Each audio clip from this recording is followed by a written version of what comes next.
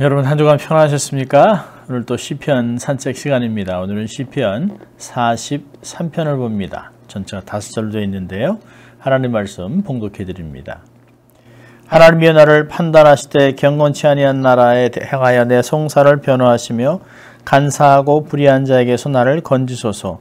주는 나의 힘이 되신 하나님이시오늘 어찌하여 나를 버리셨나이까? 내가 어찌하여 원수의 앞줄에 나여 슬프게 다니나이까? 주의 빛과 주의 진리를 보내어 나를 인도하사 주의 성산과 장막에 이르게 하소서. 그런즉 내가 하나님의 단에 나아가 나의 극락의 하나님께 이르리이다. 하나님이여 나의 하나님이여 내가 수금으로 주를 찬양하리이다. 내 영혼아 내가 어찌하여 낭망하며 어찌하여 내 속에서 불안하여 하는고? 너는 하나님을 바라라. 나는 내 얼굴을 도우시는 내 하나님을 오히려 찬송하리로다. 아멘. 오늘은 지난주에 보았던 시편 42편과 함께 43편은 일반적으로 한 시편인데 세 연으로 되어 있다라고 학자들은 이야기합니다. 첫 번째, 두 번째 연은 내 영혼아 어찌하여 낭망하여 내 속에서 분하여 하는고라고 하는 그 말씀이 한 연씩 끊어줍니다. 그러니까 5절, 11절 그리고 오늘 43편에 5절로 이렇게 나눠집니다. 셉투어진트나 70년 공동번역이나 히브리서에서는 조금 다르게 나옵니다만은 히브리 원어 번역에 보면 두 개로 나눠놨습니다. 그래서 오늘은 시편을 마치 개인 시편과 같이 탄식의 시로 함께 보려고 합니다. 오늘은 기쁨을 회복하는 길이라는 제목으로 말씀을 나누려고 합니다.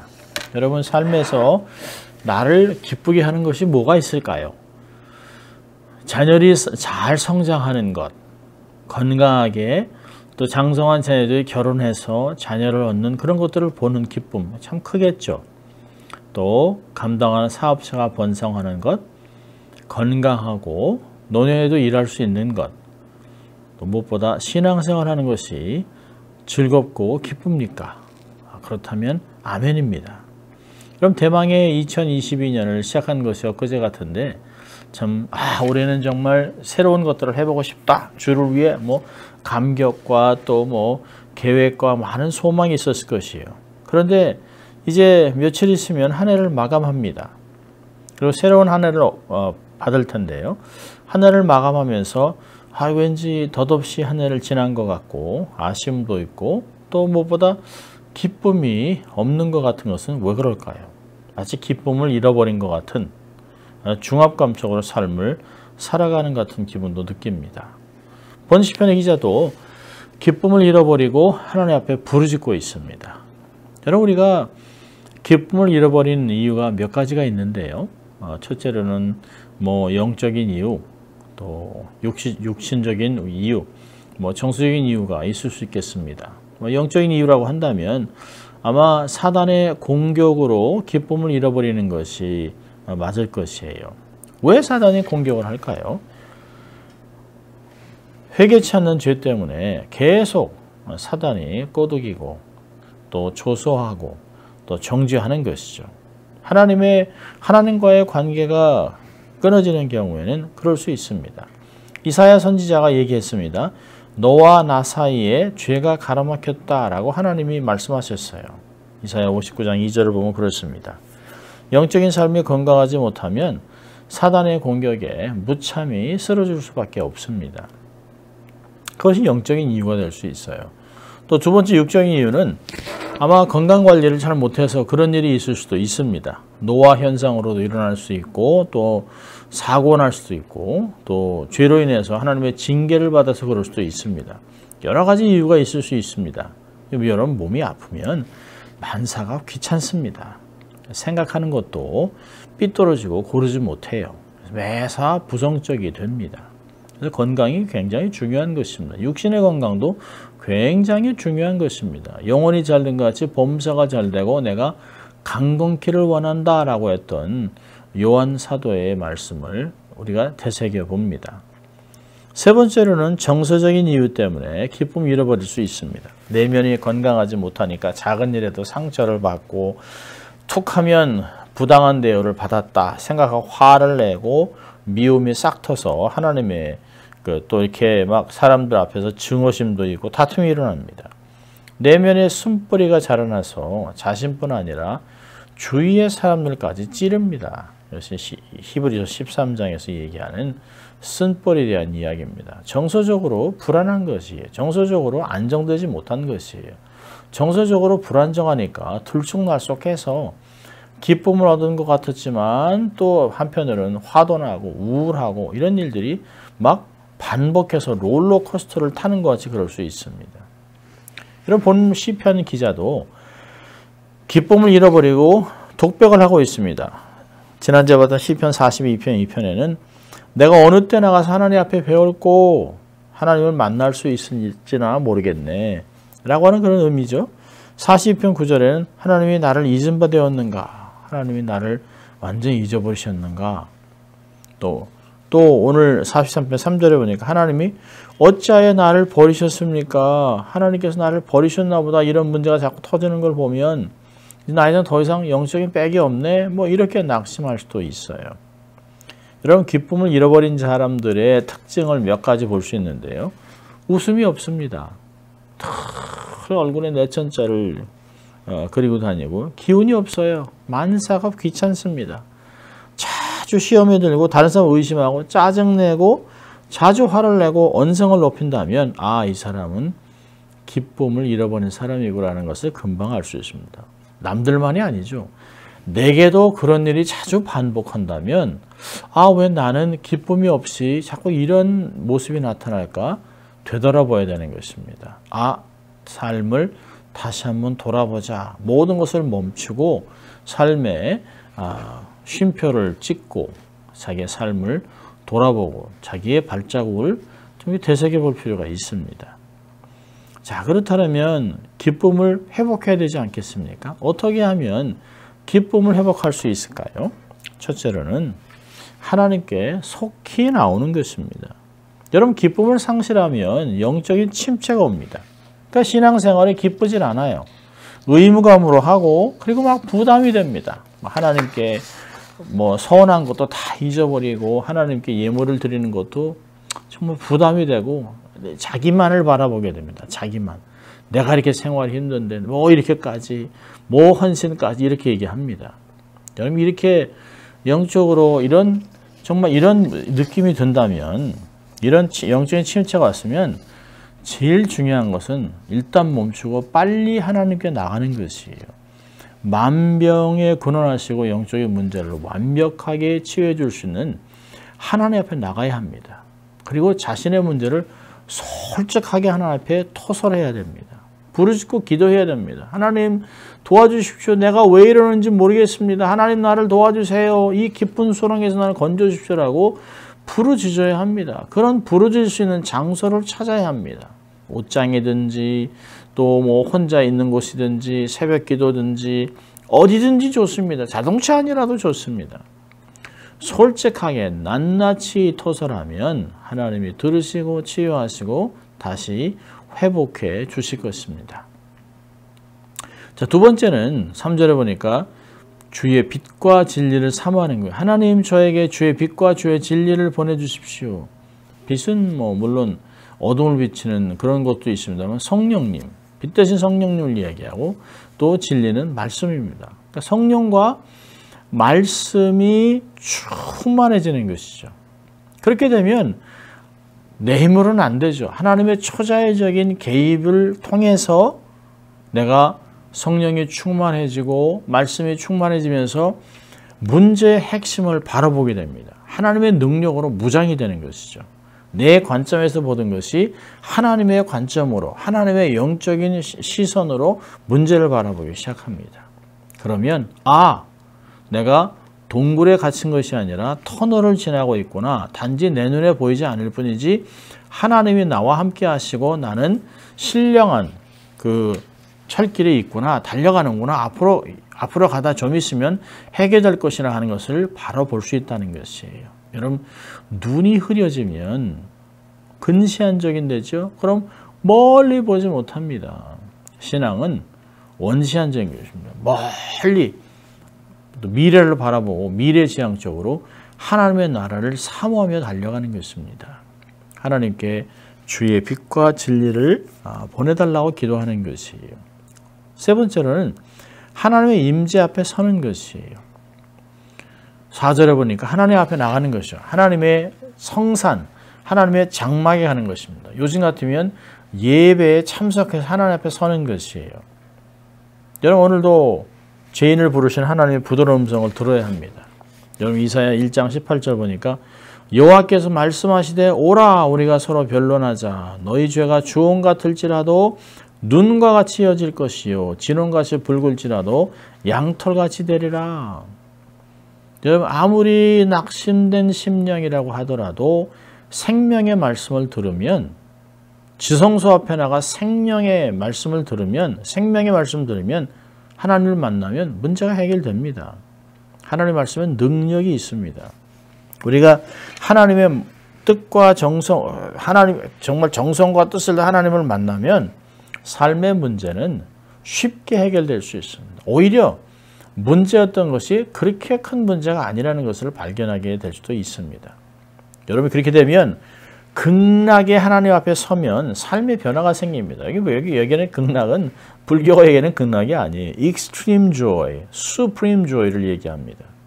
하나님의 임재 앞에 가면 정말 말할 수 없는 기쁨, 세상이 줄 수 없는 기쁨, 세상에서는 전혀 한 번도 느껴보지 못한 세상이 줄 수 없는 그런 엄청난 말로 표현할 수 없는 기쁨을 누리게 되는 것입니다. 그래서 하나님 임재 앞에 서야 되는 것입니다. 또한 네 번째로 기쁨을 회복하는 길은 찬양하는 것이에요. 하나님께 목소리를 높여 찬양하는 것입니다. 여러분 찬양은 감정, 느낌, 목소리로만 하는 것이 아니에요. 여러분 노래를 잘하고 이렇게 정말 성악가들이 찬양하는 게 은혜스럽습니까? 아니면 은혜를 많이 받은 사람이 찬양하는 것이 은혜가 스럽습니까? 그건 물어보나 마나죠. 정말 비록 어떤 때는 너무 은혜가 벅차서 감정이 울컥해서 제대로 부르지도 못하는데 그 모습이 내 삶에 큰 감동과 은혜로 다가올 수 있어요. 불신자인데 정말 음악에 대가고 줄리아드를 졸업하고 악기도 다루고 하면서 기가 막힌 목소리로 노래를 부르고 찬송가를 부르는데 전혀 느낌도 없어요. 그냥 기교로 부르는 것이죠. 목소리로만 하는 것이에요. 여러분 찬양은 그런 것이 아닙니다. 우리의 삶 전체를 드리는 것이에요.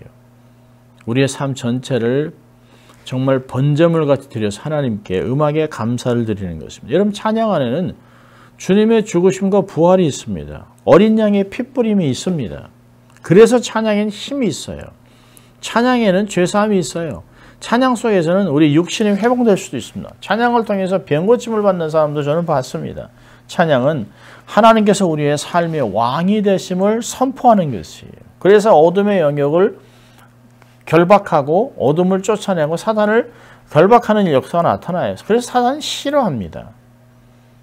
왜냐하면 하나님은 이스라엘의 찬양 중에 거하신다고 시편 22편 3절에 얘기합니다. 찬양을 통해서 하나님을 깊이 경험할 수 있어요. 찬양을 통해 마음의 감격과 은혜가 감사가 넘칩니다. 낙심되고 힘들고 어려운 상황 속에 있다면 빨리 내가 좋아하는 찬송을 틀으세요. 그리고 찬송을 부르세요. 그러면서 하나님의 삶을 고정하세요. 초점을 하나님께 맞추고 입을 열어 하나님을 찬양하다 보면 어느새 우리의 삶에 기쁨이 스며드는 것을 발견할 수 있습니다. 다섯 번째로는 정말 하나님께 나가고 하나님께 주의 빛과 진리를 달라고 기도하고 하나님 임재에 서고 찬양하면서 5절에 하나님께 소망을 두는 것입니다. 자기 영혼에게 명령하는 거죠. 왜 낙심하느냐? 하나님을 바라봐야지라고 하는 다짐을 하면서 하나님께 소망을 두는 것이 우리에게 영생의 은혜를 주시는 하나님께 소망을 두는 것입니다. 아무리 문제가 크고 절망적이라도 문제보다 더 큰 하나님을 바라보는 것이에요. 그리고 소망을 잃지 않는 것입니다. 여러분 절망적인 상태, 사면초가 상태에도 늘 피할 길 내시고 능히 감당케 하시는 하나님을 바라보라고 얘기합니다. 고린도전서 10장 31절에 우리가 감당치 못할 시험을 허락지 않습니다. 하나님은. 우리가 시험 당할 쯤에 피할 길을 내사 능히 감당케 하신다라고 말씀하고 있습니다. 여러분, 시인이 바라본 하나님은 어떤 하나님일까요? 42편 2절에 생존하신 하나님, 48절에 내 생명의 하나님, 42편 9절에 내 반석이신 하나님, 42편 11절에 내 얼굴을 도우신 하나님, 오늘 43편 4절에 극락의 하나님이라고 얘기합니다. 이 여호와 하나님을 앙망하십시오. 이 앙망이라는 단어는 소망하라는 게, 바라보라는 것이, 집중하라는 것이에요. 이사야 40장 31절에 오직 여호와를 앙망하는 자는 새 힘을 얻으리니 독수리의 날개침이 올라감 같을 것이요 다른 박제라 해도 곤비치 아니하겠고 걸어가도 피곤치 아니하리로다. 아멘. 그래서 시편 121편 1절과 2절에 내가 산을 향하여 눈을 들리라. 나의 도움이 어디서 올꼬 나의 도움이 천지를 지으신 여호와께서로다.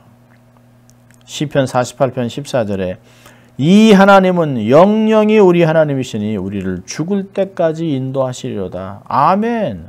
이 좋은 하나님, 신실하신 여호와 하나님을 소망하면서 낙심하지 마십시오. 소망이 있는 곳에 생명이 있습니다.